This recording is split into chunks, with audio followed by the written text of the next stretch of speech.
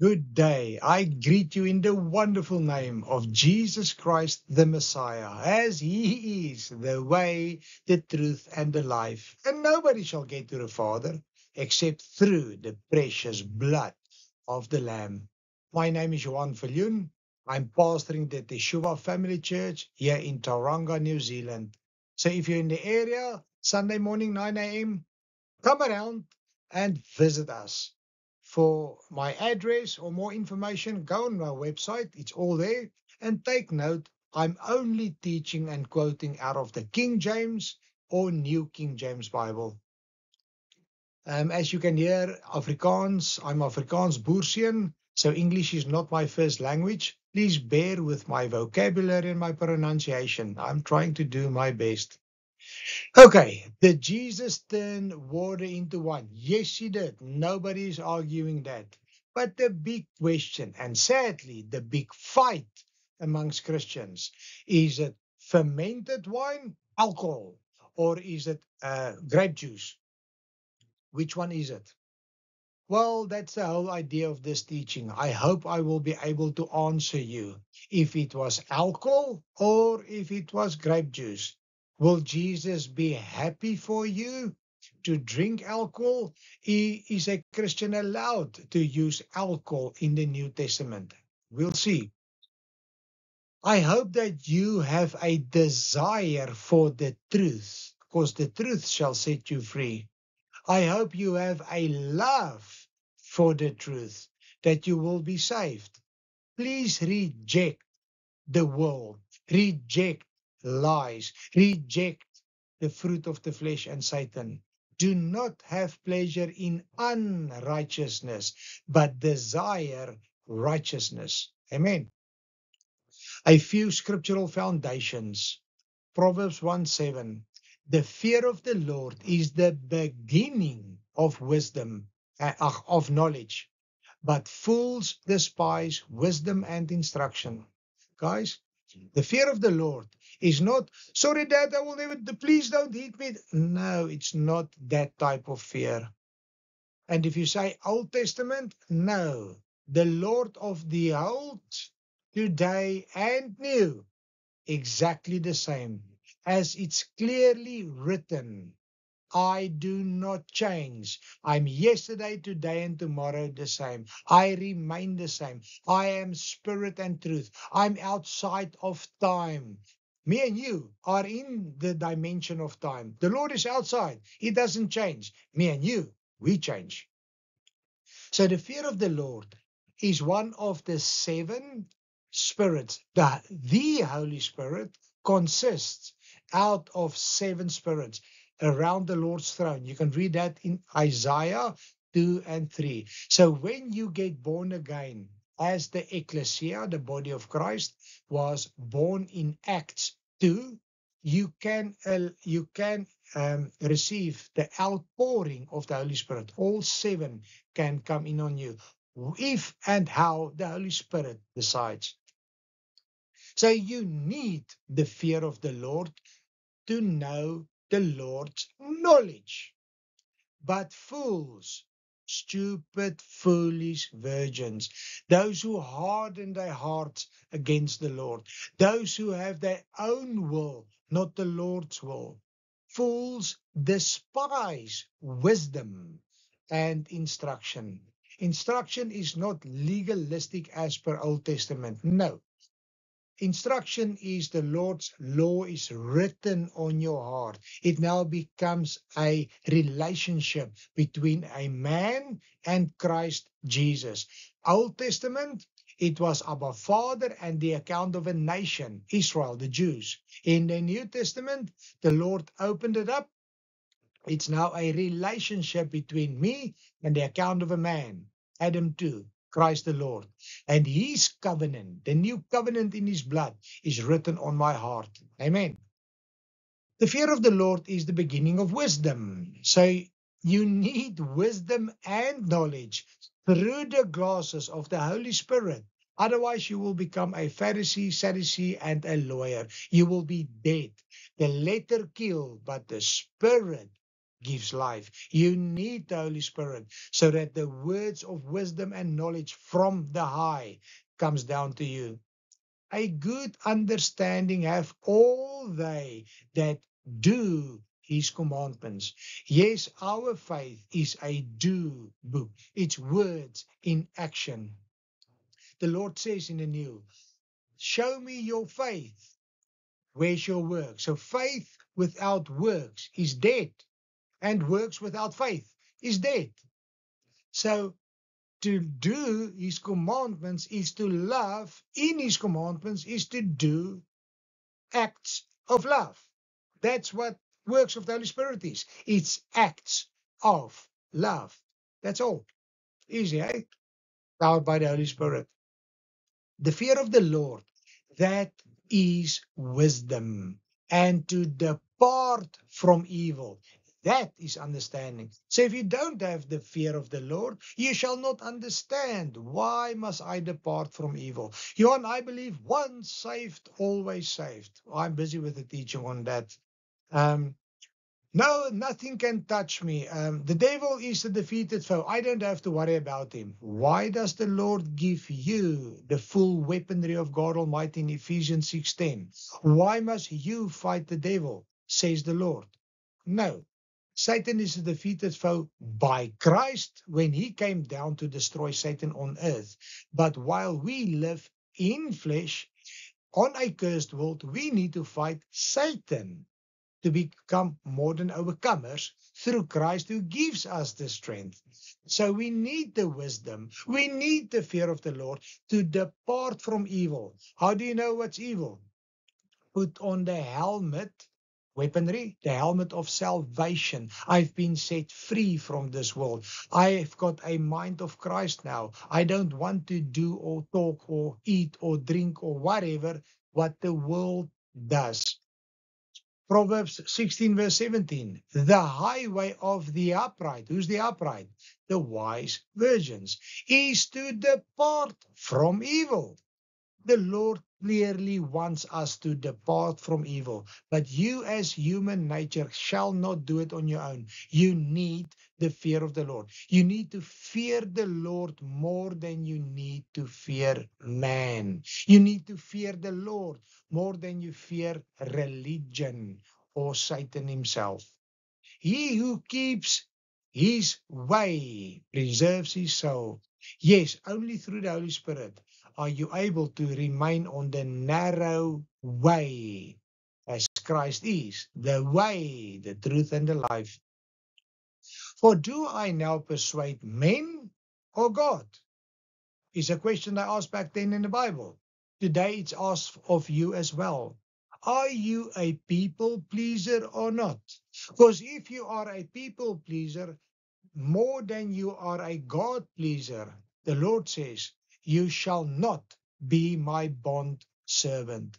I want to be a bond servant of Christ the Lord because I'm bought at a price. So if my faith, convinced by the Holy Spirit, causes others to get offended, to hate me, to call me names. I'm being called names left, right, and center. If I had to worry or get offended of that, I shall not sit here today. But I'm choosing to be a bondservant of Christ the Lord, and I am not worried what people think of me. I worry what the Lord thinks of me.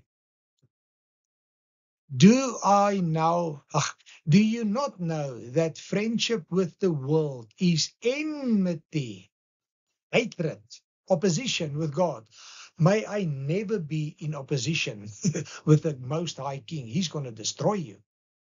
Whoever therefore wants to be a friend of the world makes himself an enemy of God. So you don't simply become an enemy of God. You wishes to be a friend of the world, to obey Satan, to be unrighteous, to be disobedient. That's how you become an enemy of God, when you are lukewarm. Now for the big question. Is it grape juice or is it alcohol? But before we get to that answer, we're going to go through rocky grounds. We're going to fight here and there. positive fight. We're going to do 2 Timothy 3:16. Go read it yourself. So during this teaching, if you get offended or you become angry towards the message, please don't take it out on the messenger. Today, I am only a servant of Jesus, spreading the gospel, spreading the word of God. I'm going to give you several scriptures. You must take it up with Christ the Lord. You must have the love for the truth so that the truth can set you free. Do not crucify me. Do not stone me. Let's work together to serve the great I am and be part of the body of Christ. So over my years of ministry, every Christian who tries to justify to drink alcohol jumps on John verse 2. John 2. But the Lord made alcohol into wine. But for you to fully understand John 2, you must know and understand the tabernacle of God. Please, I encourage you, go study the tabernacle of God, because if you understand that, the whole Bible will break open for you. So it's not Old Testament. Why? The Lord himself, Jesus' words, do not think that I came to destroy the law and the prophets. What's the law and the prophets? It refers to the Old Testament as we know it. I did not come to destroy, but to fulfill. Because Jesus is the word from Genesis. Everything that you see here is from the word. This is Jesus. Then he in the New Testament just came to fulfill it. Please take that piece of paper between the Old and the New Testament out. It's one book. Jesus just came down to tabernacle amongst us. John 1:14. The Word, Jesus Christ, became flesh. He was born as a human in Bethlehem and dwelt amongst us. Yes, the word dwell in Greek, tabernacled amongst us. We beheld his glory, the glory as the only begotten Son, full of grace and truth. That's why there was only one tabernacle, not several. I have been crucified with Christ. It's no longer I who live, but Christ lives in me. And the life which I now live in the flesh, I live by faith in the Son of God, who loved me and gave himself for me. So what's the first thing that you get when you enter the tabernacle? It's the burnt offer altar, the brazen altar. That's where you die in yourself. So Jesus died to purchase me and you. So when we accept Jesus, remember, you are saved by grace through faith. To enter into the tabernacle, it's free of charge. You accept Jesus as the way, the truth, and the life. And only by the blood of the Lamb, grace, you can enter the tabernacle. And as you enter, the first thing you encounter, die in yourself. The first thing you encounter is Abba Father's all-consuming fire to burn away the thorns and thistles in your life. The first thing you encounter is to die off the old man. Thereafter, you will get to the water brazen, where you will get baptized before you enter the holies. Do you not know that your body is a temple of the Holy Spirit? Guys, do you have any idea the magnitude of this statement? Do you declare my body is a temple of the Holy Spirit? It's massive. And if so, who is in you? So this Holy Spirit, this Christ the Lord is in me. Wow, I need to start to take care of my body, his temple, whom you have from God, and you are not your own, for you were bought at a price. Therefore, glorify God in your body and in your soul, which are God's. My friend, you have been bought with a price. The Lord God Almighty died to purchase me and you. We owe him our life. When you decided to enter into the body of Christ, you said, my life belongs to you. I don't live no longer, but you live in me. My body, Lord Jesus, is now your house. So, my friend, with that in mind, with your body becoming the temple of the Holy Spirit, you need to acknowledge your mouth is the mouth of Jesus. Your ears is the ears of Jesus. Your whatever, everything you do, your will, your intellect, and your emotions, that belongs to the Lord. So what you put into your mouth, you say, Jesus, have a sip, enjoy my wine, enjoy my whiskey. Above that, the Lord says, know me in all your ways, then I shall smoothen your road. So before you go buy your whiskey, you go, Lord Jesus, thank you for the money that you provided because you are my provider. I'm going to take the blessing of my money and go purchase some spirits to be under the influence of a spirit. Oh, sorry. I'm going to buy some whiskey so that me and you, Jesus, can have some whiskey. Hopefully, you cannot pray that way. Otherwise, become born again. Okay, back then, Abba Father, the all consuming fire, the righteous judge, called Moses up Mount Sinai in Exodus 20. And he says, Moses, here's the 2 tablets of stone, my commandments, my agapeo, my conditional love to me, between me and my people. That's the way I love them and they must love me back. Then with that, it's a blueprint of the tabernacle. Adam and Eve ate us out of the Garden of Eden. Father walked with them because it was holy ground. They stuffed it up because they were disobedient. Now the Lord says, I want to dwell among you guys.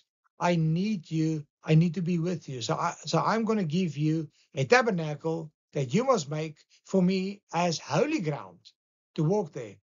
So I will set my tabernacle amongst you, and my soul shall not abhor you. Oh, Johan, that's the tabernacle of Moses. No, it is written, I will set my tabernacle that I gave to Moses to build. So the tabernacle is from the Lord God Almighty. Do you fear the Lord or do you fear your pastor, teacher, whatever that says, reject the Old Testament? Be very, very careful. Do not be deceived. Verse 12. I will walk among you, and be your God, and you shall be my people. What a beautiful statement. You must understand. Old Testament, it was the account of a nation, Abba Father and the Jew boys. There was 12 tribes chosen by the Lord. He initiated it. 11 of the tribe was not allowed to enter the tabernacle. The 11 tribes were outside the tabernacle. They were around the tabernacle, not doing temple duty. So the Lord chose one tribe called the Levites. This one tribe out of the Levites were the temple priests, the temple workers. They had a set apart rules. They had to be holy. They had to dress a certain way. They had to eat certain things. They had to drink certain things. They were not allowed to do certain things that the rest of the tribes were allowed to do. Keep that in mind. Okay, Exodus 25:8. Let them, the Lord is telling Moses now, let them make me, Abba Father, a sanctuary. The sanctuary is the tabernacle. Let them make me a tabernacle that I may dwell amongst you. I want the Garden of Eden again.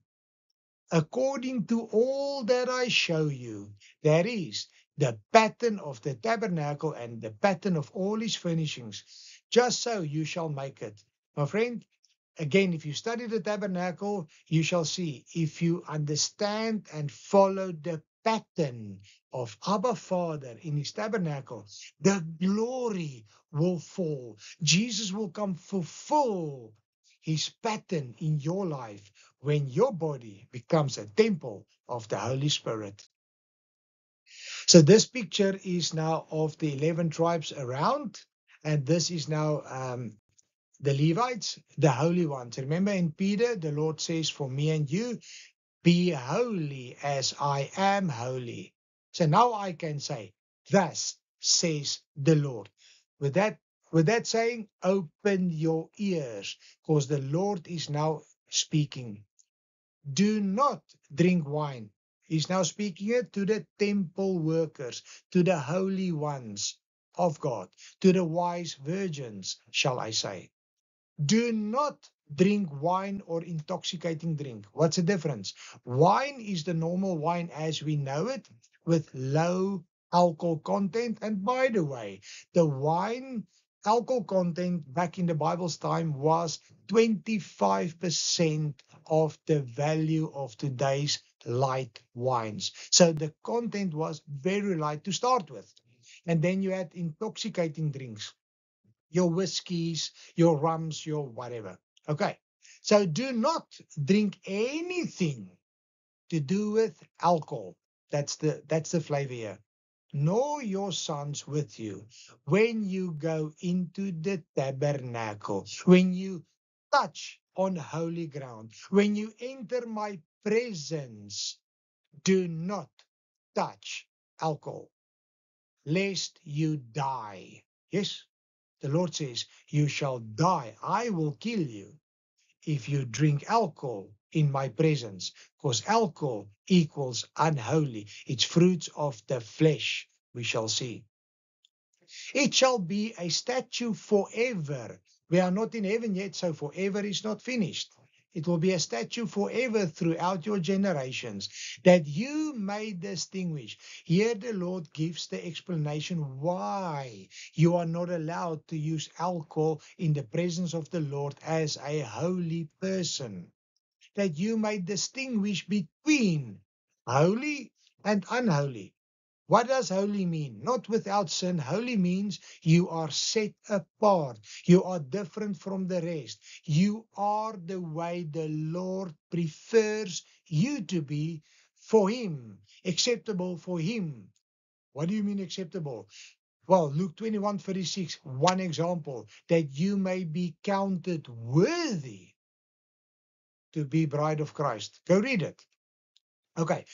So that you may distinguish with a clear mind, with a mind of Christ, with every thought in obedience to Christ, between holy and unholy, between unclean and clean. You can only do that if the Holy Spirit is in you, if you have the fear of the Lord.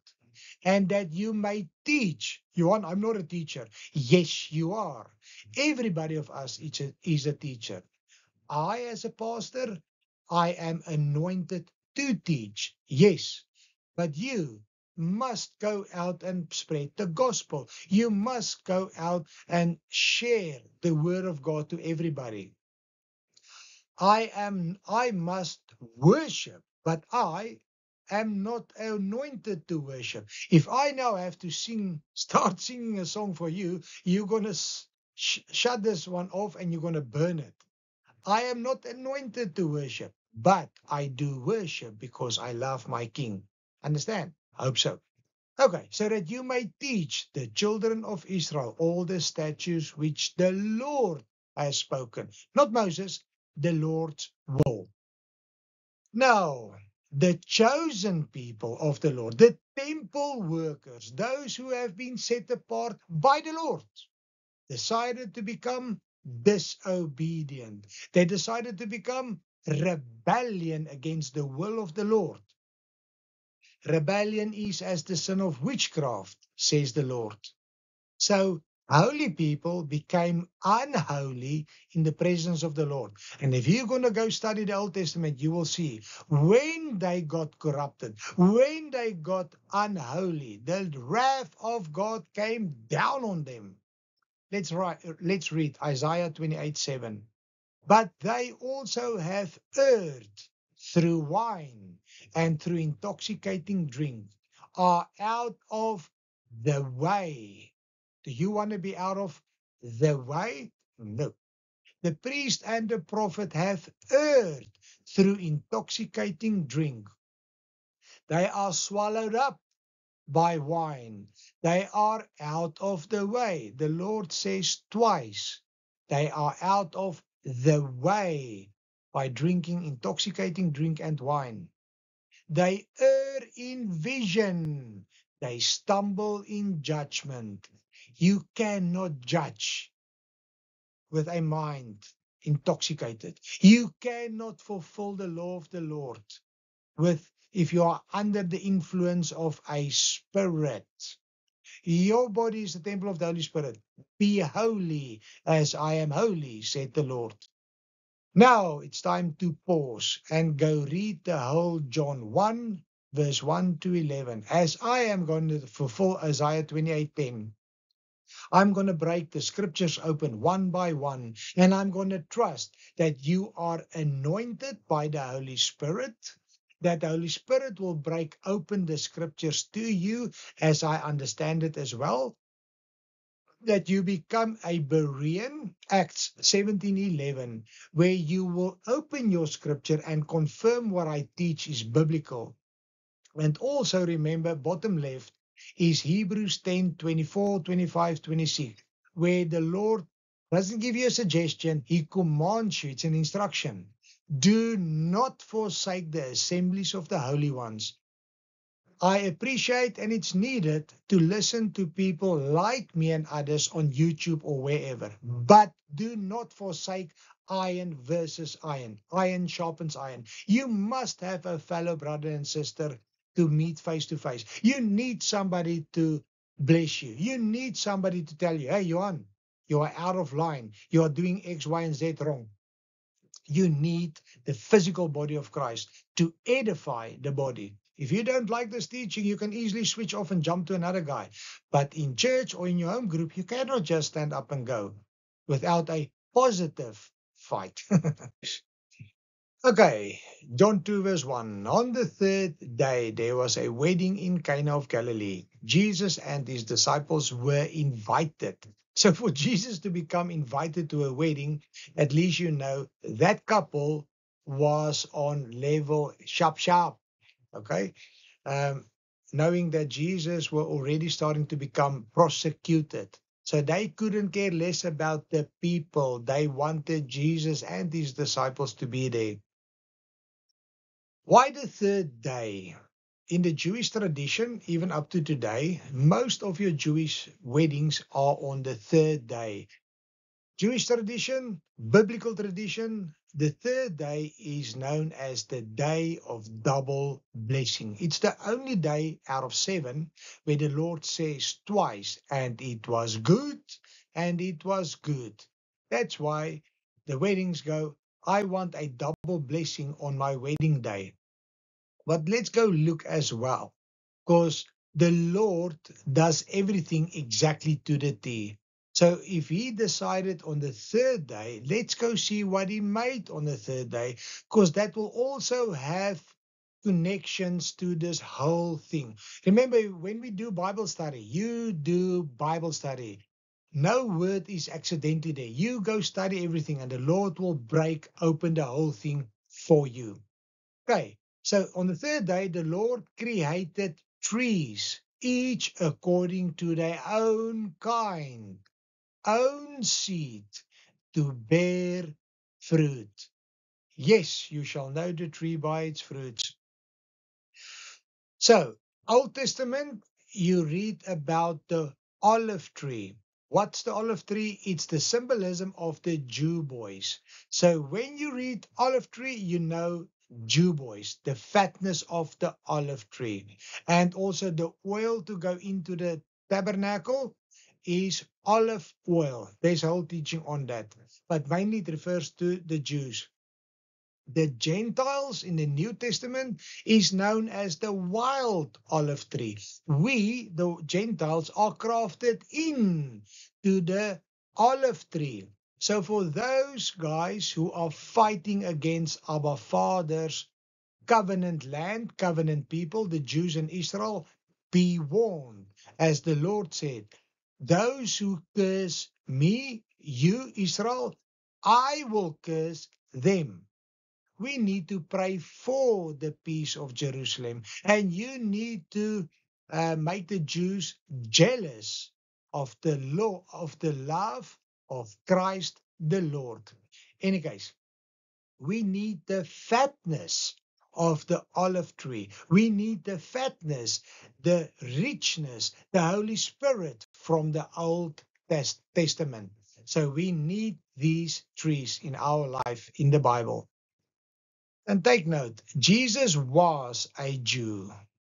We read a Jewish Bible that's written by Jews all around a Jewish tradition, like this wedding, a Jewish wedding on a third day according to Jewish traditions. So please, if you have an issue, if you have an issue with the Jews, please soften your heart, open to the Holy Spirit, and let's go for gold.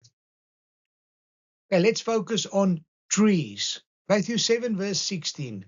You will know them, the trees, by their fruits. Every good tree bears good fruit, but a bad tree bears bad fruit. The Lord also say, can you get thorns out of a apple tree? Can you get apples from a thorn tree? No. So one tree cannot give you good and bad fruits. Jude 1 verse 12. Late autumn trees without fruit. Oopsie. Twice dead. Ouch. Pulled up by the roots.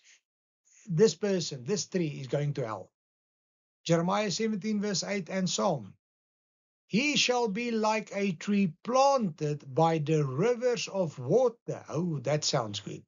That brings forth its fruit in its season. Yes. Whose leaf also shall not wither, and whatever he does shall prosper. That's a tree that you want to be. That's a tree that bears fruit. And remember, go bear fruit that fits your repentance. Which tree are you? Let's look at seed. Again, there's so many verses on this. I'm just doing one of each. Genesis 3:15. I will put enmity between you, Satan, or the world, and the woman, that's the Jews and the Gentiles, Christians, and between your seed and her seed. He shall bruise your head, and you shall bruise his heel. So yes, Satan will bite you, but it's not a fatal blow. His venom will go into your bloodstream and it will cause you to whatever. But as soon as he bites you, you have full authority if you are born again. If you have the full weaponry of God, you shall bruise his head with the weaponry of God Almighty. And that's a fatal blow. It's awesome to know he who is in us is greater than the one who's outside. But you still need to take up your foot and squash his head. Then you need to get his venom out of your blood. How do you do that? Repent with your mouth, have remorse in your heart. Then Christ is faithful and just to forgive you of all your sins. So the lie out there that you don't have to repent anymore is from Satan himself. Let's look at the fruit. You get the tree of life. That's the fruit of the Holy Spirit, all 9. I'm not going to go through all 9. And then you get the tree of Satan, the fruits of the flesh. Look at that one. Drunkenness, alcohol. Okay. So let's look at a wedding. Why do we refer to Jesus as the bridegroom? And a wedding is a covenant between a husband and a wife. So in the Bible time, Jesus is often referred to as a bridegroom, a metaphor for his relationship with the church. Do you hear? Not religion. Get out of that church if you are in the religion. Religion kill, but relationship with Christ helps. It's life. Okay, so relationship with church, not the building, church as in Acts 2, outpouring of the Holy Spirit. You and me, my friend, makes up the church. So if you get together in a building, nice. If you get together in a house, nice. If you get together next to the beach, nice. Just as long as there's humans speaking to one another, whose bodies are the temple of the Holy Spirit, to edify the body and to glorify the King. Okay. Which is depicted as his bride. That's me and you, bride of Christ. This imagery emphasizes the love, commitment, and intimate relationship between Christ the Lord and his own, his wise virgins. Marriage is described as a God-ordained covenant, the new covenant in his blood. Covenant relationship between a man and a woman, Adam and Eve, not Adam and Steve. That's an abomination to the Lord, as it's written. A lifelong, sexually exclusive union, holy, between husband and wife, intend to bring children into the world and reflect the relationship between God and his people. So when you accept Christ and you take that cup of wine, the new blood, the new covenant in his blood, and when you drink the blood of the Lamb, you are in covenant with Christ Jesus. And that's when his laws are written on your heart. Verse 3, they ran out of wine, and the mother of Jesus said to him, they have no wine. And Jesus said, woman, what does your concern have to do with me? My hour has not yet come. Okay, let's look at the word wine. The Greek oinos, a generic term in both the Old and New Testament for any stage of grape juice, from being unfermented, grape juice, non-alcoholic, to fermented, alcohol. So those Christians that use the word oinos to confirm it is alcohol wine, no, you err, because it is any stage in between. Now, take note, grapes are harvested in the fall of Israel. And this wedding was during Passover. So Passover is in the springtime. So back then, during this wedding, with no fridges, no way to freeze the fresh grape juice, there was no way these guys were able to get fresh, non-alcoholic grape juice on the table. I want you to remember this. The words approximately and estimated and Jesus do not fit in the same sentence. Abba Father, our Godhead is outside of time.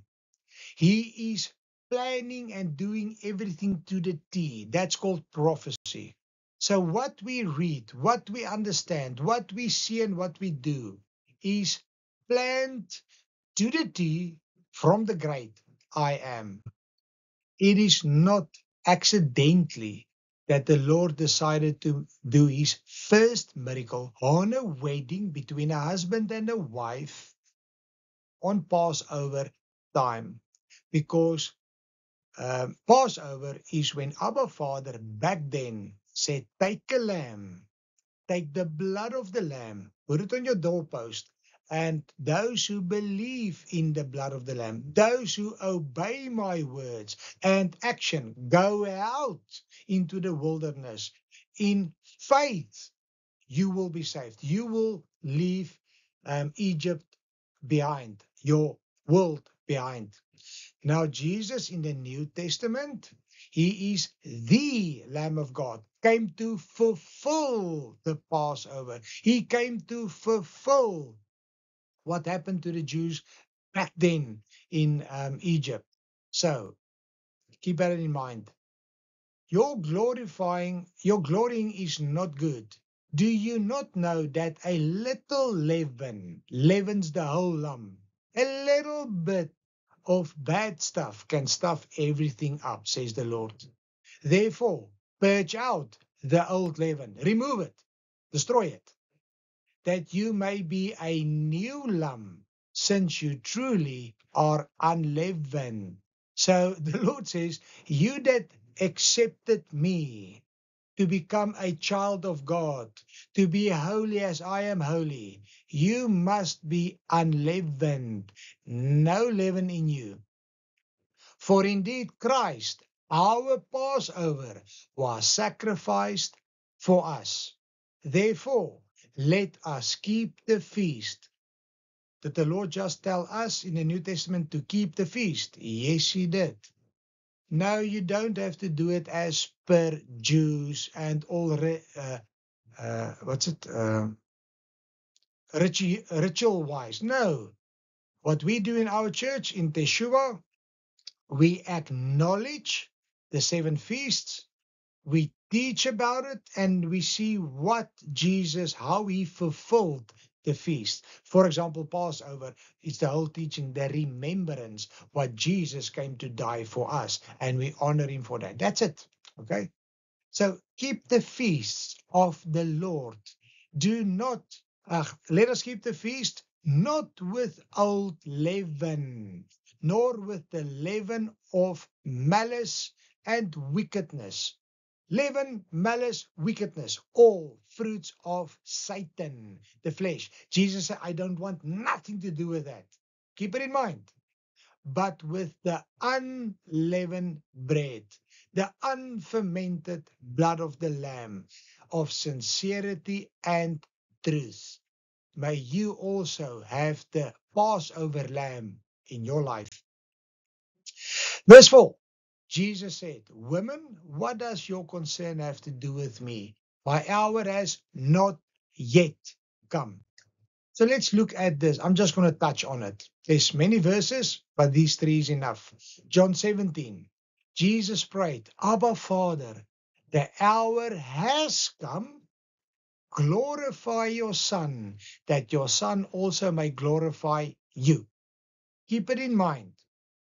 Everything you do in the name of faith, in the name of Jesus, must glorify the Son and the Father. If not, get away. So his hour did not come yet. Now his hour is for glorification. Mark 14:41. The hour has come. Behold, the Son of Man is being betrayed into the hands of sinners. Like Judas was sitting on the table of the Lord, betraying him and saying, you are my Jesus. How many Christians are betraying Jesus after declaring, I'm a child of God. He bought me with his life. I am holy. Meantime, you are full of leaven. John 13 verse 1. Jesus knew that his hour had come, that he should depart from this world. So his hour did not come yet. What does it say? 3 times. Well, there's other as well, as I said. When his hour came is to glorify him, he will be betrayed, and to depart from this world. We're going to stand still at depart from this world later on as well. His mother said to his servants, whatever he says to do, you should do it. Just do it. Only a true and obedient, good and faithful servant will listen to his instructions. Whatever Jesus tells you to do, do it. So do it equals agapeo, conditional love. When the Lord says to do something, you want to be his servant, because faith comes through hearing, and then you obey him to put your word and faith in action, and you have the works of the Holy Spirit. Matthew 25, well done, good and faithful servant. That's what you want to hear when Jesus calls your name. You were faithful over a few things. I will make you ruler over many things. Enter into the joy of the Lord, if you were a good and faithful servant. Romans 5:19, for as by one man's disobedience many were made sinners. So many of us complain. Yeah, it's because of Adam I am sitting in this mess. Because of Adam that he ate us out of the Garden of Eden. All of this is happening to us. It's so unfair. Let's read further.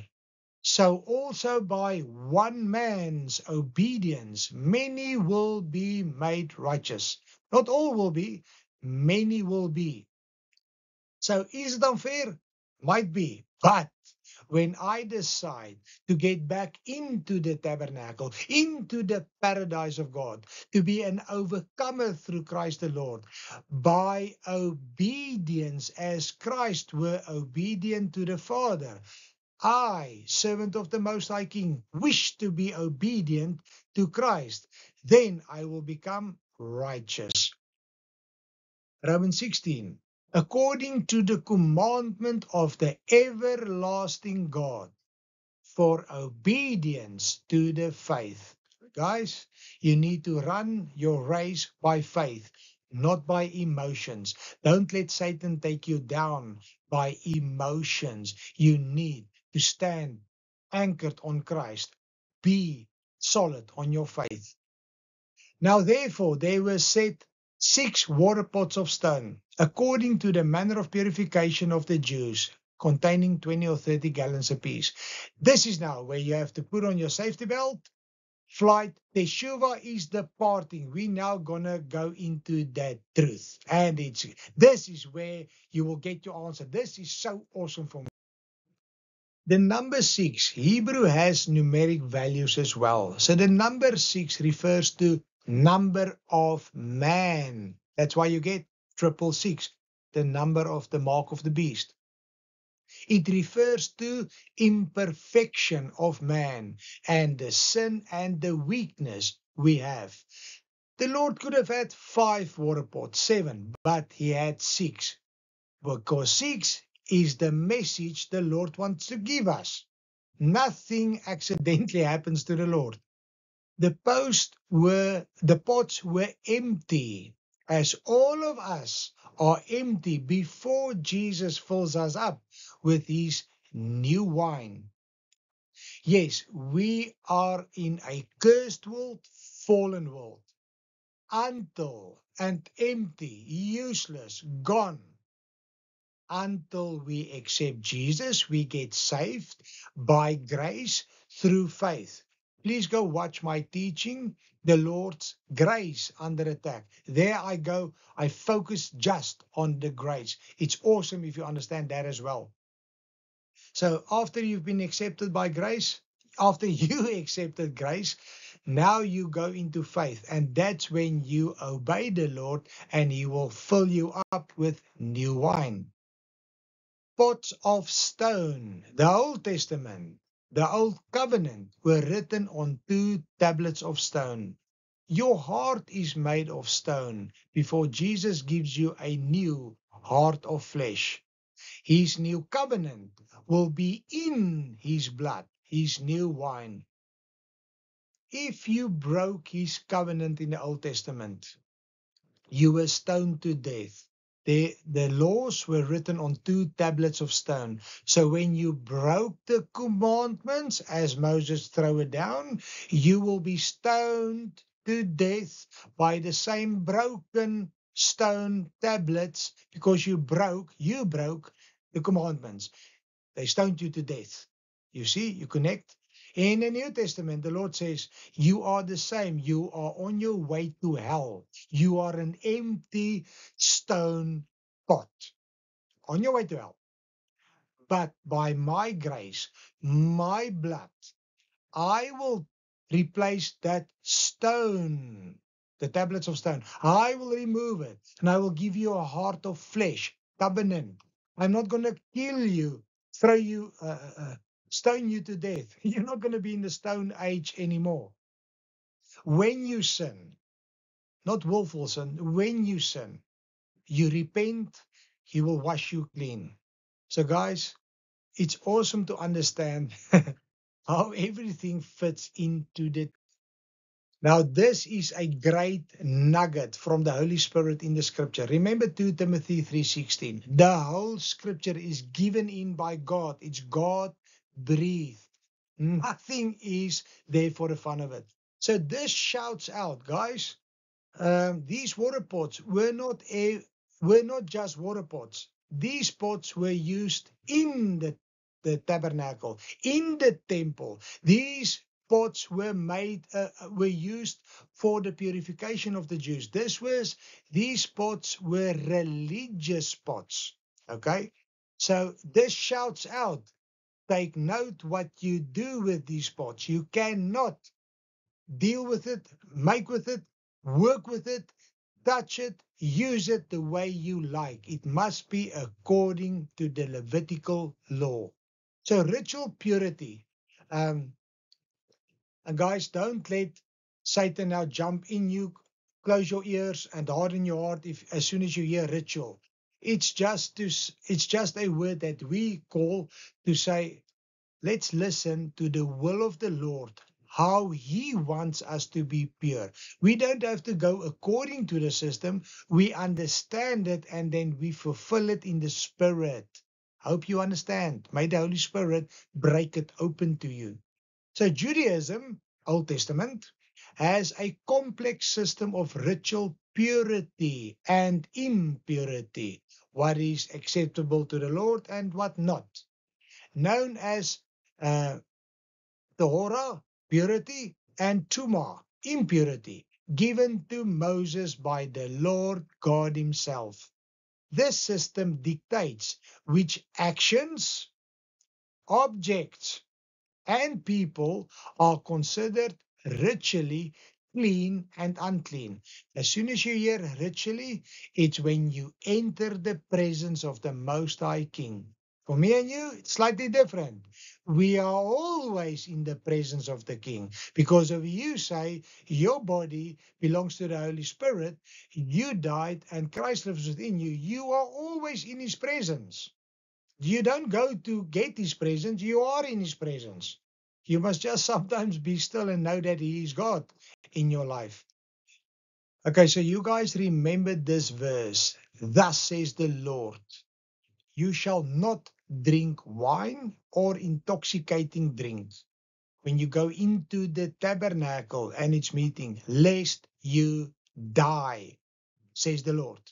Okay, so keeping this in mind, instruction from Abba Father, we know that no alcohol was allowed in the tabernacle. No alcohol was allowed to be in these water pots according to the purification. They had to remove all leaven. They had to remove any impurities to go into the tabernacle, into the temple. So, my friend, if Jesus made alcohol into these pots, He would have broken the purification laws. He would have defiled the temple according to the Levitical laws. He would have brought leaven into it. He would have not been unblemished anymore. Hy sou nie meer die vlekkelose lam gewees het nie. He said, I gave myself to be crucified because Satan didn't have any hold on me. But if he did alcohol, then Satan would have had a hold on him. And while he was on earth in the flesh, he would have sinned against the Father's law. Because the purification from the Lord, and who's Aaron? Aaron was the high priest. Who was Jesus? He is our high priest. Can you guys see through the Holy Spirit how Jesus would not have made water into wine? Let's look at another angle as well. Purification for temple uses. The water from the pool of Siloam, the other living well was the Gihon Springs. Both of them had the same water. It's a living well close to the temple that was used for ritual purification. where living waters was mixed with the ashes of the red heifer to purify those who become unclean. These are the two pictures I've taken myself when I've been in Israel myself for 3 times. Beautiful place, spiritually beautiful.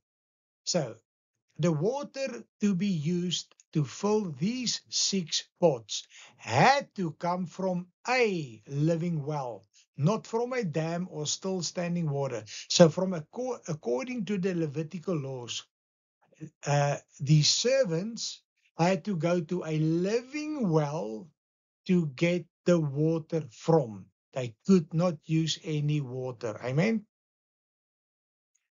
Let's just look for the niceness. The volume of these pots containing 20 or 30 gallons apiece. This calculation that I made was only on the small pots, the 20. Imagine if it's the 30 gallons, it would have been more. So 1 gallon is 3.8 liters. 1 pot is 20 gallons. So it's 3.8 liters times 20. 76 liters per pot. 6 times 76 equals 456 liters of water turned into wine. Imagine if that was alcohol, how much havoc would have been there. Can you think of guys loving alcohol when there's 6 water pots suddenly full of whiskey and ouch. No. Okay. Jesus said to them, fill the water pots with water. And they filled them up with the brim. Jesus said it to who? To the servants, me and you. Go out, make fishers of men. When you take the water pot down, the empty person into the baptism from the living well. Jesus is the living well. So you fill the water pots according to ritual. When you come out and you died in yourself, you are filled with Jesus, filled with the living water, coming from the living well to the brim. You will have everlasting life through the blood of the Lamb. Then Jesus said to his servants, those who obey him, draw some out now and take it to the master of the feast. And they took it. If anyone thirst, let him come to me and drink.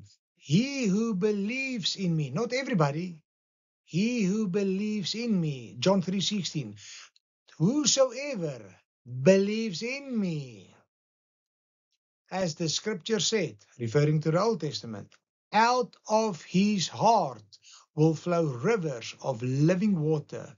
But this Jesus spoke concerning the Holy Spirit, whom those believing in Christ would receive. So not the whole world will receive. Those who live in Christ will receive it.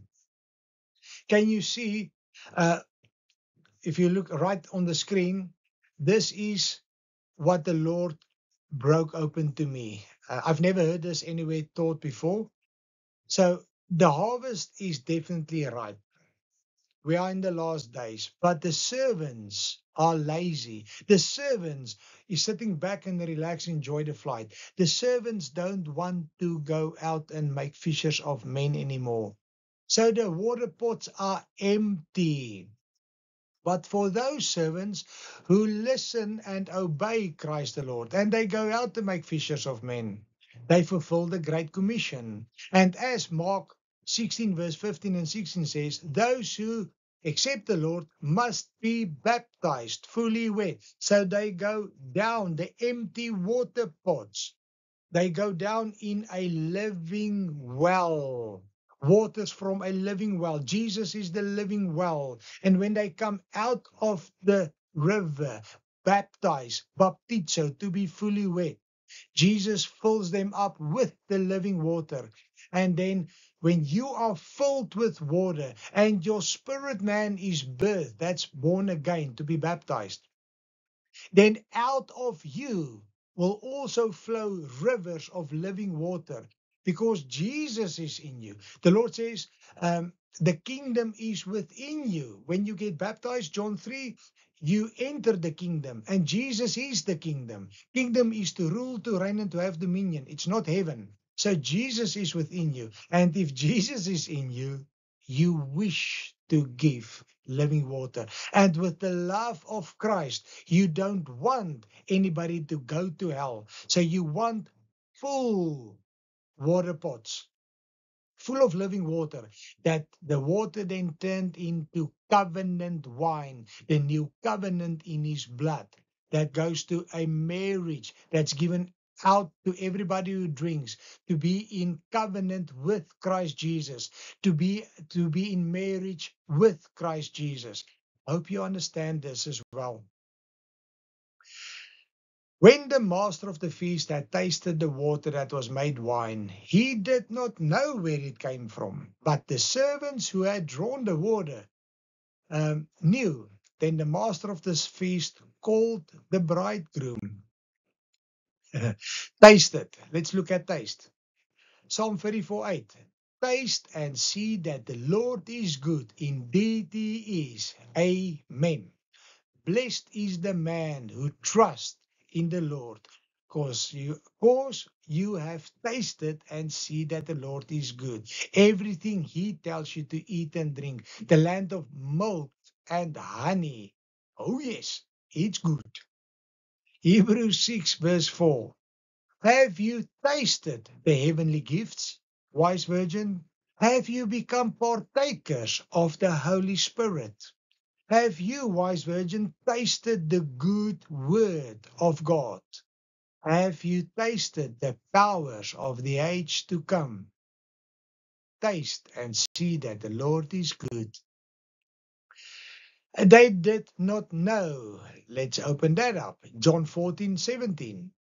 The Spirit of truth, whom the world cannot receive. That's why the guy did not know where it comes from, because he could not receive it. He wasn't the servant. The world, well, this is just this is just the Lord giving you hints. I don't say the master of the feast was bad. That's not what I'm saying. So whom the world cannot receive, because it neither sees him nor know him.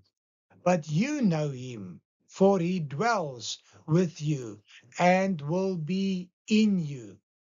Can you see that if you have not the Holy Spirit in you, the world shall not understand what this new covenant is. The world cannot understand what the Holy Spirit is, because he must dwell within you. You had to die in yourself so that Christ can live within you. You must be in the tabernacle and he in you.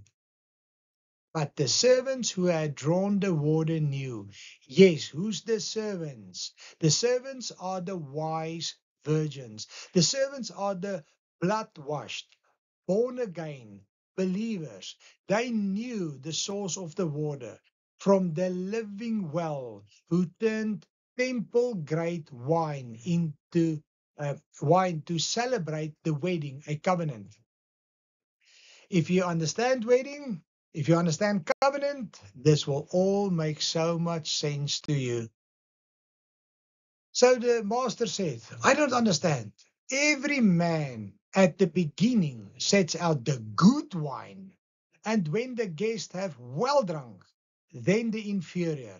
But you have kept the good wine until now. So when you go into the Greek and you read well drunk, it means had enough or intoxicated. So you cannot say, oh, they were drunk. No, they could have been drunk, depends on who was serving what. But on this wedding, I truly believe they had enough. But they didn't have enough because they ran out of wine. So the wedding couple didn't have enough money to supply all the wine. But Jesus came to their rescue. So these guys didn't have enough and surely weren't intoxicated. Then the inferior for later.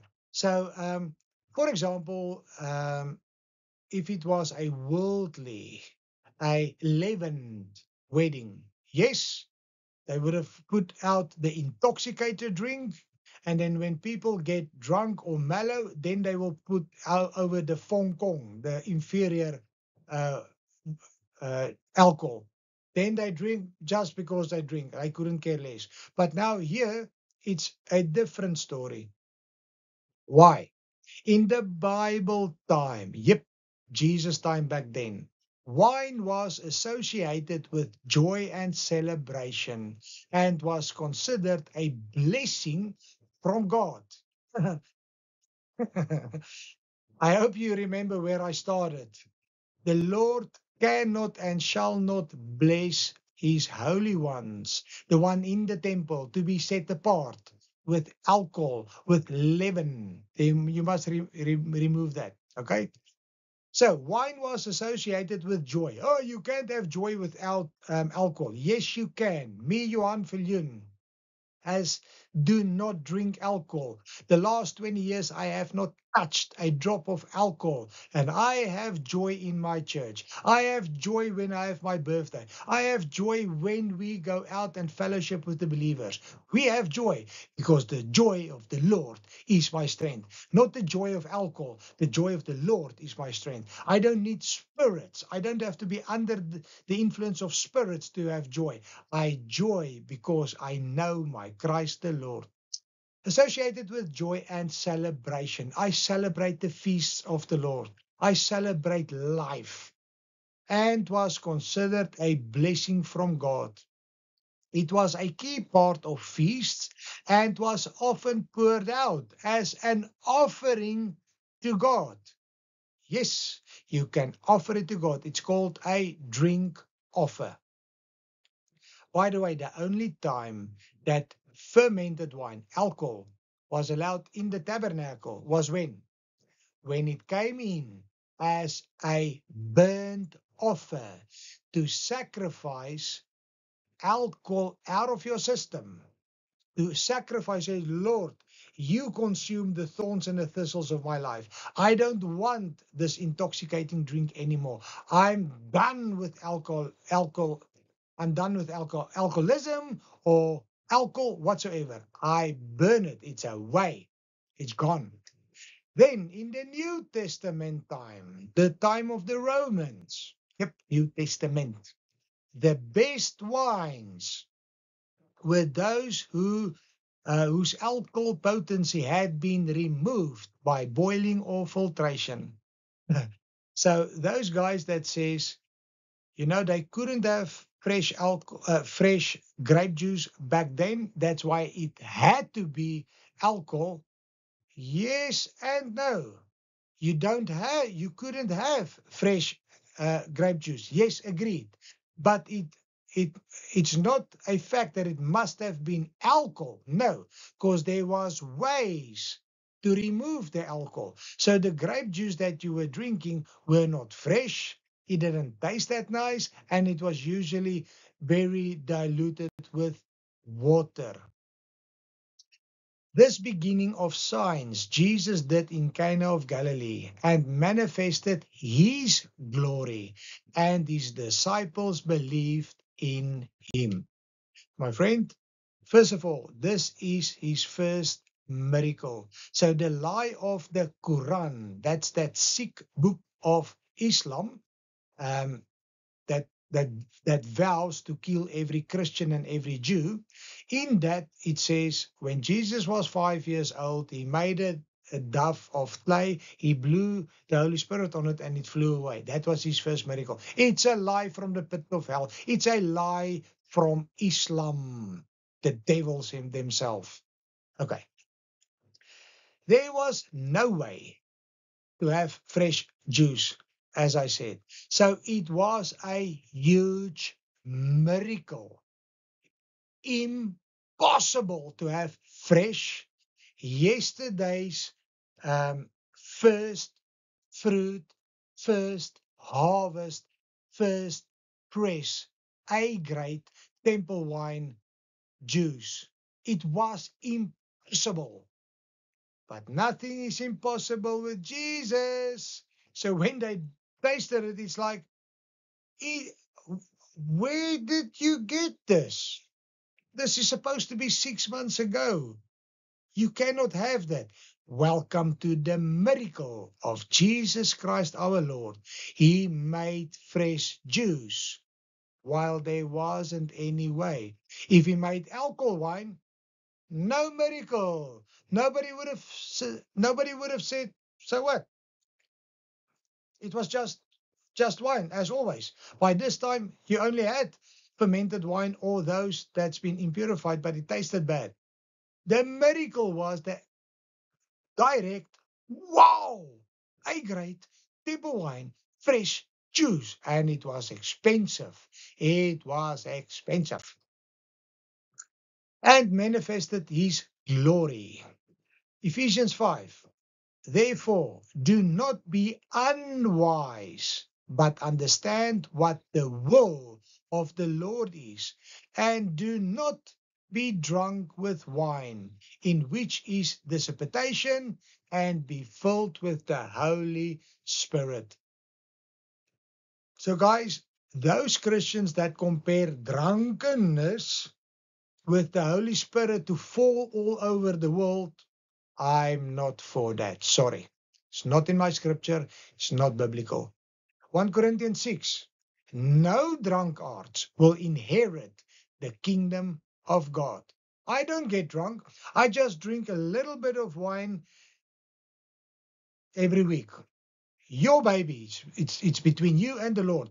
And on this, my friend, don't let the alcohol keep you away from Jesus. Please focus on Jesus. And the more you get pure on Jesus, the more you will get away from alcohol. So don't reverse it. If you try to remove alcohol, you're going to be miserable and you're going to fall. But when you go into Christ the Lord and he washes you and you spend time with the Lord and you are filled with the Holy Spirit, the Holy Spirit is going to go like this in you, and you don't want to use alcohol anymore. You wouldn't want to smoke anymore. You wouldn't want to do any unleavened, unholy. Amen. And his disciples believed in him. Yes, the fruit of the miracle was Holy Spirit filled, was to glorify the Lord, was to glorify the great I am. John 16, verse 13. When the Spirit of truth, Ruach HaKodesh, has come, he will guide you in all truth. Jesus is the way, the truth, and the life. You need the Holy Spirit to walk as Jesus walked. For he will not speak of his own authority, whatever he hears, he will speak. Where does the Holy Spirit hear it? From Jesus and the Father. And he will tell you things to come. He will glorify me. That is Jesus speaking here. He will glorify Jesus. For he will take of what is mine and declare it unto you. That's me and you, his disciples. All things that the Father has are mine. So, jumping on another proof and another golden nugget according to me. The first Adam, Genesis 2 verse 22. Then the rib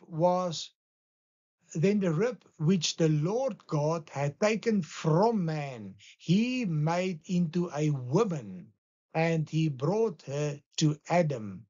So the first covenant ever that the Lord made was between a husband and a wife, a marriage covenant out of his rib while he was sleeping, while he was resting. Then Jesus, the second Adam, John 19:34. But one of the soldiers pierced Jesus, the side of Jesus, with a spear, and immediately blood and water came out. Can you connect the dots already? Christ the Lord, the Lamb of God, the second Adam, became flesh for me and you, to give birth to his bride, the church, the ecclesia, Acts 2, the wise virgins from his rib. Adam 1, the rib gave birth to his wife, Eve. Out of the rib of Jesus, came water and blood. That's how me and you will get chance to be his bride. The same water he turned into blood, the new covenant in his blood. On a wedding for husband and wife, the same for me and you. We need to drink his blood, his new covenant in his blood. So through the blood of the Lamb, you are saved by his grace through faith. Then the water. What is water? Remember the water pots. Specific water is the baptism. There's one baptism. Ephesians 4 verse 5. One God, one faith, one baptism. Baby baptism is non-biblical. It's demonic. It's not from the Lord. No scripture whatsoever. One baptism, says Jesus Christ. Be baptized as Jesus was baptized. Amen. It's easy. Obedience. So through this baptism, this water that came out of his rib, that's the living water that you also need. So remember the scripture, not yet done. So Jesus said, my hour had come when I should depart from this world and give life to those who wish to be my bride. 1 John 5 verse 7. For there are three that bear witness in heaven. Heaven is Uranos in the Greek word, the heavenlies, the third heaven where the Lord is. The Father, the Word, and the Holy Spirit. These three are one. How difficult is it to read? The triunion God. These three are one. And there are three that bear witness on earth, down on earth, in the flesh. The Spirit, Holy Spirit that you will receive. The water that came out of his rib to be baptized. The living water. And the blood, the new covenant in his blood. These three agree as one. So, do you need to accept Jesus? Yes, the blood of the Lamb. Do you need to be baptized? Yes, the living water. Do you need to be filled with the Holy Spirit? Yes, the same as Jesus. These three on earth equals to be as above. So next time you say, Lord Jesus, let your will be done as above, so below. Keep this verse in mind. And if you haven't got baptized yet, please do so after the Holy Spirit convicted you after this. Conclusion. The hot argument in Christianity today. Did Jesus turn water into grape juice or alcohol? Well, by now you have seen the truth. Jesus did not make alcohol. He made non-alcoholic grape juice. Now I'm going to explain it to you. All that I've done now, as short as possible in a storytelling way, if I can put it that way. In the Old Testament, Jesus, our Father said, make me the tabernacle and 12 tribes. 11 of the tribes is the people outside the tabernacle. Inside the tabernacle, those who are working in my presence, I need them to be set apart. So to be in the presence of the Most High King, they had to wear certain clothes, drink pure, eat pure, be pure. Okay? New Testament. Now there's no more 12 tribes. Now it's all tongues, all nations, all colors, Afrikaans, English, Sotho, Japanese, whatever, black, white, pink, pick and choose.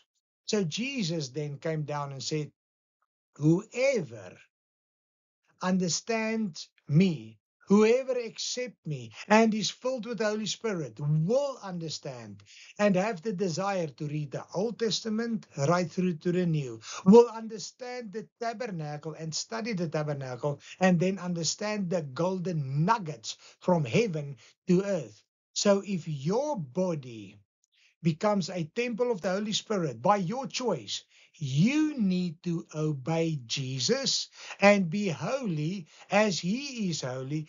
Be holy to be on his standard, to be worthy for him, so that your prayers can be righteous, so that your I hope you hear what I say. Guys, you cannot drink alcohol because the Lord do not like it. How do you, yeah, please abstain from alcohol as the temple workers had to abstain.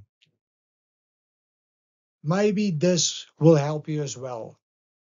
If you have an intoxicated mind, you cannot judge, remember?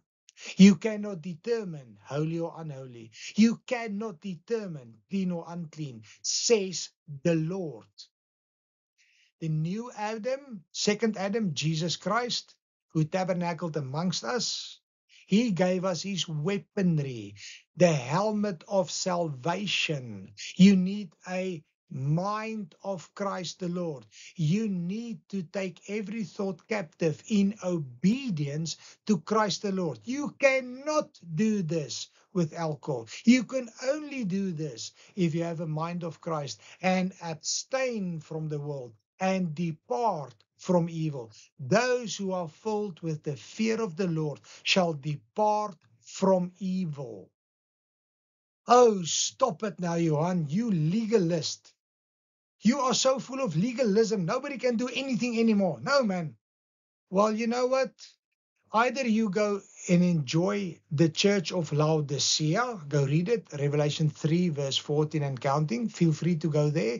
That's where everybody said, we are going to heaven. We are saved by grace. Once saved, always saved. Everything is going nice. I don't have to do anything. I am just going to heaven. Enjoy yourself. Is there a time and a place where you can become legalistic? Yes. I'm not under the law, but I obey my king. I don't go to church because I have to. I go because I want to. I don't make fishers of men because I have to. I want to because that guy is going to hell. Me as a teacher and a pastor in my church, my people know I'm hammering them to be true, to be holy, to be set apart, to be found worthy when Jesus comes for a pure bride, the rapture. You need to be holy.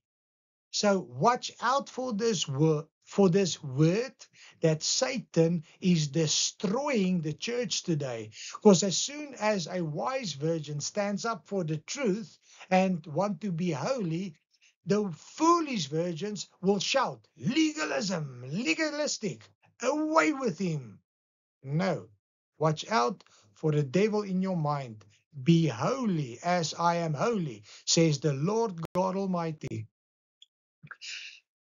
Now that you know your body is a temple of the Holy Spirit, I'm just going to touch on a Christian who followed the lead of Adam 1, who listened to this thing, Satan, who listened to the lies of the deceiver, as he's the father of lies, who's inviting you into his kingdom where do what thou wilt. Don't worry about the will of the Father. Just do what you will. You are saved by grace. Don't worry, man.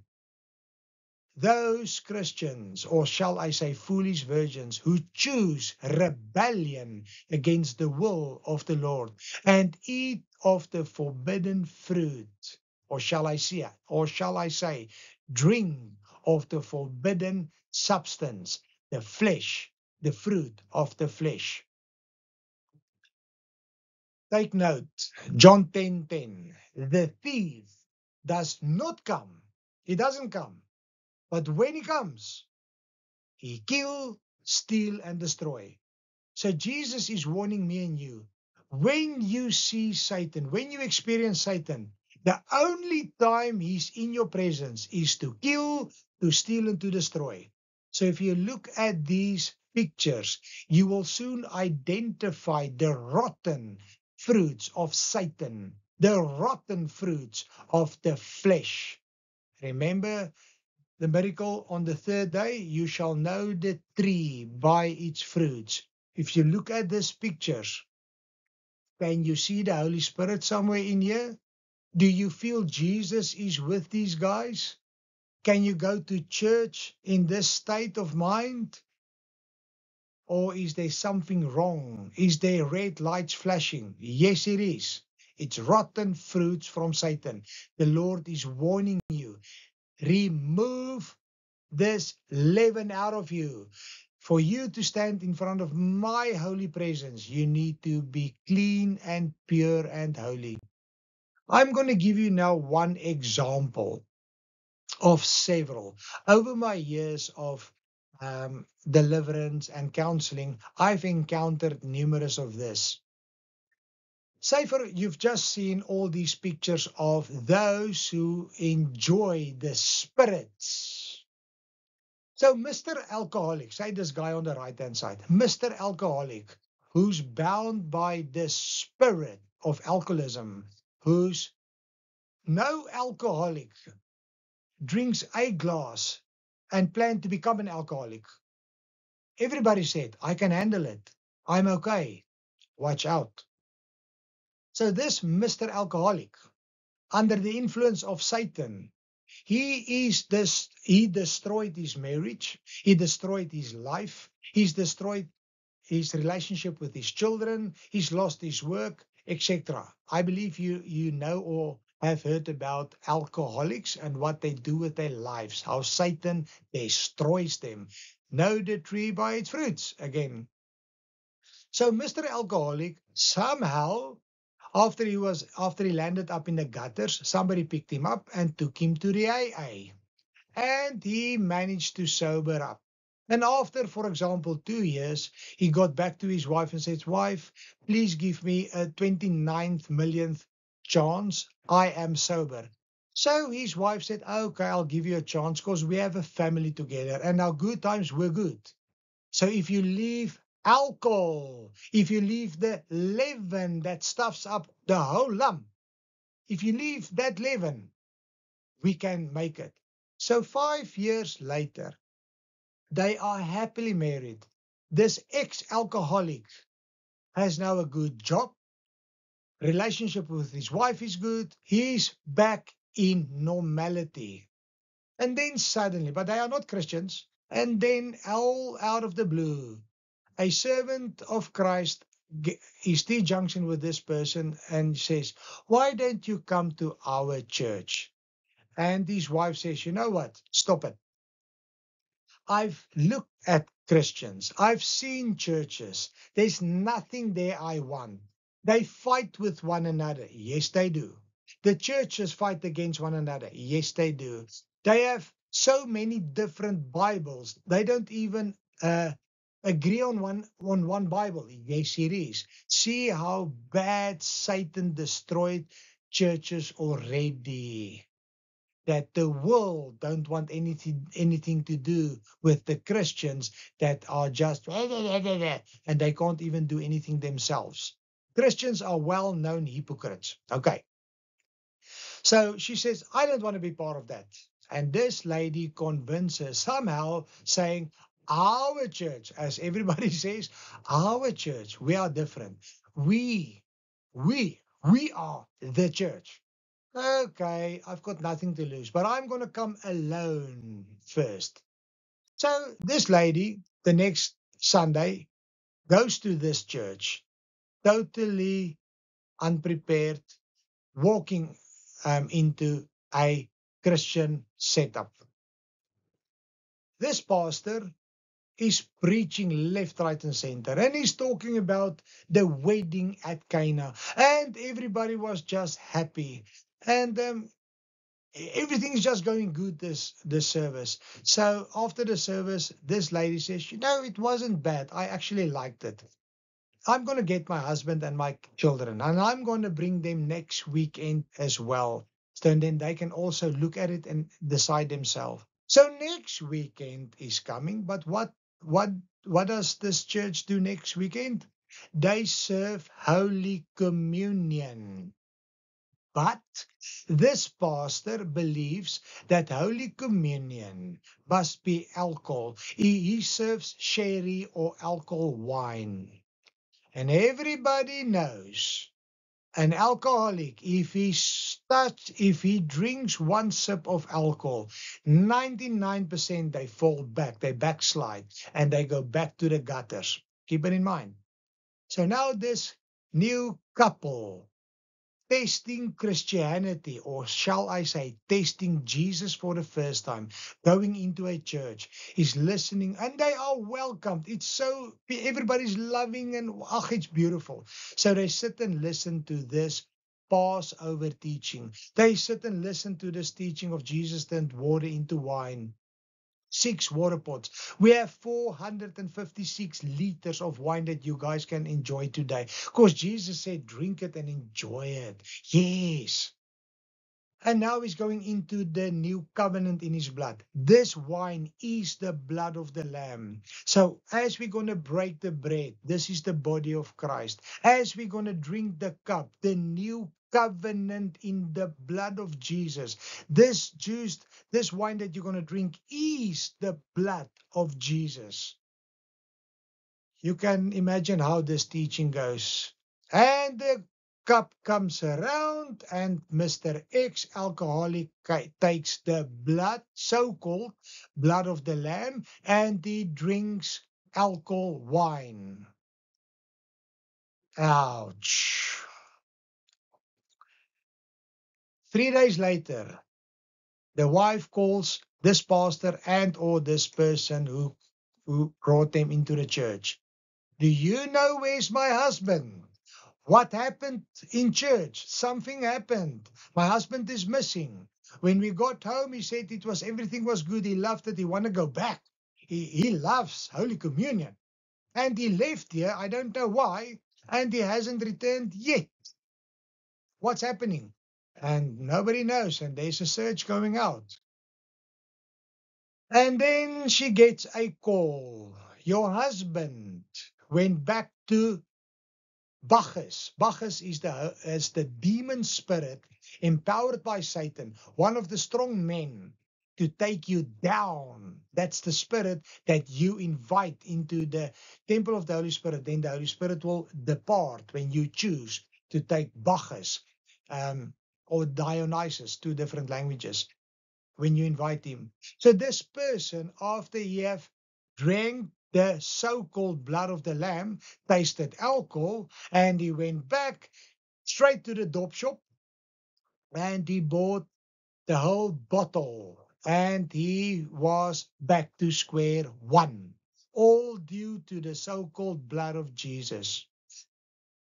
And the call was not nice. Your husband is in the hospital, in intensive care. His alcohol level is high. He got in an accident and he killed 2 persons whose alcohol level is 0. Your husband has no legs. His legs had to be amputated due to the accident. So when he gets out of his coma, you can come and speak to him. But behold, there will be police officers outside because he's now a convicted criminal. May this verse burn in your mind, because that family, that wife and those children has one experience. My dad was sober for 5 years without Jesus, without the church. It took one day in a church. It took one sip of that so-called blood of Jesus to take my dad back to alcoholism, to destroy my dad. And now he's a convicted fellow, all because of the blood of Jesus. I want nothing to do with Christianity. That's why I didn't want to go back to church, or I want anything to do with church. If you were one of those, please hear me out. You don't have a problem with Jesus. You have a problem with somebody who misrepresented Jesus. Jesus never wanted you to drink alcohol. That's why he says, one of several verses, Whoever, that's the pastor included, whoever causes one of the little ones means you just got saved. Little ones is you just walked into the church to give Jesus a chance. Whoever causes one of these little ones who believe in me to sin, to fall. Woe to those who are a stumbling block to another one. Woe unto you, terror unto you. So let me read this one, finish this one. Whoever causes one of these little ones to believe in me to sin, it would be better for him if a millstone were hung around his neck and he were drowned in the depths of the sea. The Lord says, you that causes this guy to fall back, it's better for you to die. His blood is in your hands. And woe unto you, pastor. Yes, I'm speaking to you, pastor, as I am a pastor. Go read your Bible. First of all, study the tabernacle. Second of all, go read Timothy and uh, it's written. Go read there what's uh, expected from you, from the Lord, to be set apart. If you choose to be a teacher, you will be double judged. Be careful. Any teacher out there, any servant of the Lord, to say, go out and drink. You never know when you cause somebody to stumble. You never know if you, the sipping saint, causes somebody to trip. That's where the saying comes. A sipping saint is a tripping saint. Be very careful. Fear the Lord more than you fear your whiskey. Fear the Lord and be holy more than you will miss your glass of wine. But again, that's a talk. It's a matter between you and the Holy Spirit. Let me introduce you to the true, holy, and worthy, precious blood of Jesus Christ. The blood without any spot or wrinkle. The blood where all leaven has been removed. The blood that can be drunk by any alcoholic, any child. Because worthy and holy and pure is the blood of the Lamb. The blood of the Lamb came to set the captives free. The blood of Jesus came to break the chains of Bacchus, the alcoholic Satan demon over a person, not leading them to, but breaking them away from. So, for example, that same story that I've told you, if that couple came to my church and drink Holy Communion as per Bible, they would have gone out and still be sober. But now they would have been saved, baptized, and growing in the blood of the Lamb. And the whole family would have been saved and new fishers of men.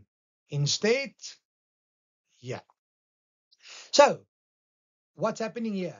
The Lord is telling the woman who was caught in the very act of adultery after the religious leaders left her.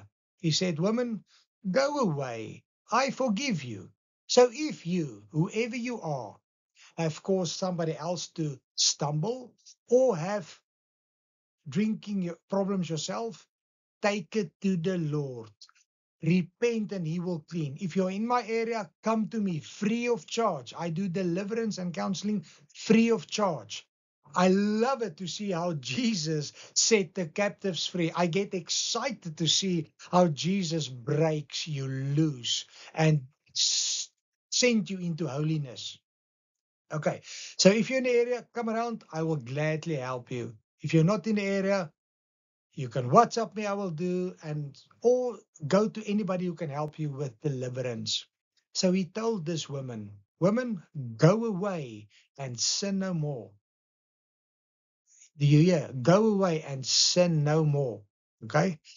After you go away and you sin no more, open your Bible. It's time to get the living word in you. The letter kill, but the spirit gives life. Do not kill one another with the scripture, but let the Holy Spirit fill you and convince you. May you fast and pray to get golden nuggets from the Lord, and He will clothe you in white. He will wash your bridal clothes clean so that you can be worthy, because worthy is the blood of the Lamb. Romans 6:16. Do you not know that to whom you present yourself, you decided yourself, your choice, who you present yourselves slaves to obey, you are that one slave whom you choose to obey, whether of sin leading to death, you obey Satan, or of obedience leading to righteousness. That's why the Lord says in Matthew 6:33, but first seek my kingdom and my righteousness. You need to obey Christ to become righteous. So when Satan tells you a bunch of lies, reject him in Jesus' name. When the Holy Spirit tells you the truth, invite Him and live a life of Christ, purity, and tell so that you can tell the Holy Spirit, live inside me, come in me. My body wants to glorify Christ Jesus. 1 Peter 5:8. Be sober, be vigilant, because your adversary, the devil, that's now the 4 pictures on the corners, walks about like a roaring lion, seeking whom he may devour. If you are living in the flesh, he's the destroyer of the flesh. He's the human murderer. He will destroy you. If you died in the flesh and you live no longer, but Christ lives within you in spirit and truth, Satan has no hold on you. Let's break this verse slightly open. Be sober, be vigilant is not a suggestion from the Lord. It's a command to have a clear mind, to do what I say. Servant, sober in the Greek original language, nepho, to abstain from wine. This wine, obviously alcoholic wine, so that your mind can be clear. Remember in the Old Testament, to abstain from wine, to be discreet so that you can take every thought captive in obedience to Christ. Be vigilant. What does vigilance says? Gregorio in the Greek, to keep awake. Be watchful. Be your own watchman. Watch out. The devil wants to destroy you. So die in yourself so that Christ can live within you. The Lord's love for me and you is conditional. How do I say that? When you choose to live a life of Christ and you took that wine and you drink it, the blood of Jesus, you are in covenant with Jesus. Then the loving word agapeo applies to you. Sadly in Afrikaans is daar net een woord vir liefde, liefde. In English, there's one word for love, love. But in Greek, there's 5 different ones, agape, agapeo, phileo, storge. Do go watch my teaching on the Lord's love under attack. There I explain it to the T. So agapeo is the conditional love for his bride, not for the world, for his bride. That's when you decided to be a child of God. Then his covenant is now written on your heart. You obey his will. Conditional love means terms and conditions from God. That's written in his Bible. You won't understand his Bible if you are not filled by the Holy Spirit. You shall not understand, you shall not receive the Holy Spirit if you are not baptized with the living water. Matthew 22:29 says, you do err not knowing the scripture nor the power of God. So when you have fulfilled all those, you want to have Holy Communion, daily if you can. At least, according to the tabernacle, the Lord's desire is for you to at least have Holy Communion once a week in your own house for yourself. And then you will be on fire for the Lord, and you will fulfill then Revelation 19:7, that the Lord says, you are my wise virgin, you are my bride, come in to the marriage supper of the Lamb. If you look bottom left, Daniel in the lion's cage. Daniel doesn't look at his problems. Daniel doesn't look at the devil. Daniel doesn't fear the enemy. He looks up where his help comes from. He looks to Jesus, the light. And when you do not have fear and you're in purity with the Lord, Satan cannot touch you. He cannot bite you. He cannot do anything. May this be an example for you.